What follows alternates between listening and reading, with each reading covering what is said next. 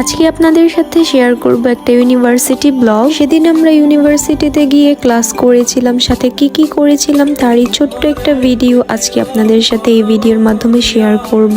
So hello everyone, আসসালামু আলাইকুম, welcome back to my new another video. আশা করি সবাই ভালো আছেন, আমিও আলহামদুলিল্লাহ ভালোই আছি। ফার্স্টেই বলি, যারা এখন আমার পেজটাকে ফলো করেননি তারা অবশ্যই একটা ফলো দিয়ে পাশে থাকবেন। সেদিন আমার ক্লাস ছিল 12টা থেকে, তো আমি 11টার দিকে বাসা থেকে বের হয়ে গিয়েছিলাম। আর ওয়েদারটাও তেমন ভালো ছিল না। বাসা থেকে বের হয়ে একটা অটো নিয়ে আমি চলে আসি কোনাখোলা সিএনজি স্ট্যান্ডে। আর এসে দেখি এখানে কোনো সিএনজি ছিল না। বেশ কিছুক্ষণ ওয়েট করার পর একটা সিএনজি এসেছে, বাট মানুষ হতে অনেক সময় লাগতেছিল। আমি তো বসে বসে অনেক ভয় পাচ্ছিলাম যদি আবার বৃষ্টি নেমে যায়। এমনিতেই ওয়েদারটা ভালো ছিল না, তার উপর আবার টেনশন হচ্ছিল যে ক্লাসটা ধরতে পারবো কিনা। তো ফাইনালি আমি যুদ্ধ শেষ করে সব বাধা অতিক্রম করে চলে এসেছি ভার্সিটিতে। আমি তো অলরেডি 20 মিনিট লেট ছিলাম। গিয়ে দেখি ম্যাম ক্লাস করাচ্ছে, দেন আমিও ক্লাসে জয়েন করে ফেলি। ফার্স্ট ক্লাস শেষ করার পরই দেখতে পেলাম আমাদের ক্লাসের পাশেই ক্যাম্পাসে সুন্দর একটা কাঠগোলাপ ফুল গাছ ছিল।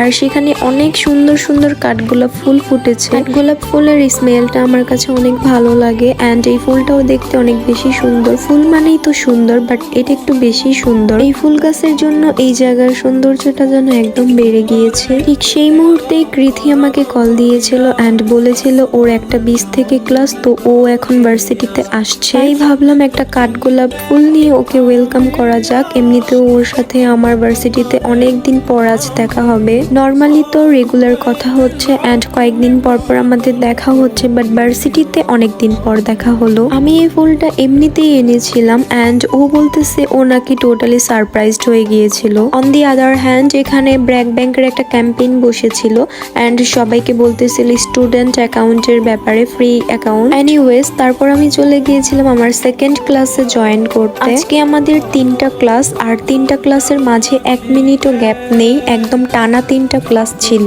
ক্লাস শেষ করে বাহিরে আসতেই দেখি কৃতি আমার জন্য বাহিরে দাঁড়িয়ে ওয়েট করছিল। ওর আজকে শুধু সিটি ছিল, সেই জন্য ওর আগেই শেষ হয়ে গিয়েছে। এইদিকে আমাদের অনেক ক্ষুধা লেগেছিল, তাই আমরা ভাবলাম বাহিরে গিয়ে একটু কিছু খাই। আমাদের ভার্সিটির বাহিরেই একটা মামা বসে, তিনি হচ্ছে ফুচকা, চটপটি, ঝালমুড়ি এগুলো বিক্রি করে। সেখানে গিয়েই আমরা ঝালমুড়ি নিয়ে নিলাম। এখানেই আমরা বসে বসে খাচ্ছিলাম আর সামনে কয়েকটা রাজাহাঁস দেখতে পেলাম। এগুলো তো এখন বেশি দেখাই যায় না। খাওয়া শেষ করে দৌড়ে চলে গেলাম। গিয়ে দেখি স্যারও এখনই যাচ্ছে, দেখি একটু রিল্যাক্স হলাম। দেন আমি আমার লাস্টের ক্লাসটা শেষ করলাম। আজকের মতো আমাদের ক্লাস এখানেই শেষ। আমাদের 3টা ক্লাসে ছিল, তো ফাইনালি আমাদের ক্লাসগুলো শেষ হলো। আকাশটা একদমই মেঘলা ছিল আর একটু গুড়ি গুড়ি বৃষ্টিও পড়ছিল, গায়ে তেমন লাগছিল না। আমাদের ক্লাস 4টা বাজে শেষ হয়ে গিয়েছিল, তাই ভাবলাম আজকে যেহেতু অনেকদিন পর দেখা হয়েছে, আবার কবে না কবে দেখা হবে, তাই ভাবলাম যে আজকে কোথাও যাওয়া যাক।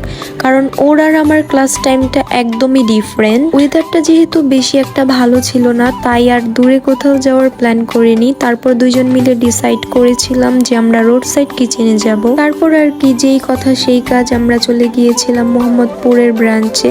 এটা ছিল নূরজাহান রোডে। আমাদের ভার্সিটি থেকে এটা বেশি একটা দূরে না, যার কারণে আমরা এখানে প্রায় সময়ই আসি। এটার ভিতরের ডেকোরেশনটাও খুবই সুন্দর, আমার কাছে মোটামুটি ভালোই লাগে। এসে ফার্স্টেই আমরা অর্ডার দিয়েছিলাম, কজ পরে তো আবার খাবার আসতে এমনিতেই লেট হবে। আমরা এখানে অর্ডার করেছিলাম চিকেন স্পাইসি রামেন আর একটা প্ল্যাটার। সাইড কিচেনে আসলে রামেনটা হচ্ছে আমাদের সিগনেচার খাবার। এটা অনেক বেশি টেস্টি একটা খাবার। সেখান থেকে খাওয়া দাওয়া করার পর আমরা চলে এসেছিলাম লালমাটিয়া আড়ং-এ। এখানে আমাদের টুকটাক অল্প কিছু কেনাকাটা ছিল। ফার্স্টেই আমরা চলে গিয়েছিলাম টপ ফ্লোরে। এখানে হচ্ছে জিন্স কালেকশন ছিল। এখান থেকে আমার ফ্রেন্ডের একটা টি শার্ট নেওয়ার ছিল, তো ও এটাই দেখছিল। আমি জাস্ট ওকে একটু হেল্প করছিলাম চুজ করতে, সাথে দেখছিলাম নিউ কি কালেকশন এসেছে সেগুলা। তারপর আমরা চলে আসি ফার্স্ট ফ্লোরে। এখানে এসে আমরা হাতের ব্রেসলেট দেখছিলাম। আড়ং-এর পার্লের ব্রেসলেটের ডিজাইন গুলা কিন্তু অনেক বেশি সুন্দর আর ইউনিক, এন্ড আমার কাছে প্রাইস রেঞ্জটাও অনেক বেশি লাগে। এনিওয়েজ, এখান থেকে আমরা পার্লের ব্রেসলেট নিয়েছিলাম এন্ড এটা ডিজাইন সিলেক্ট করতে আমাদের অনেক বেশি সময় লেগেছিল।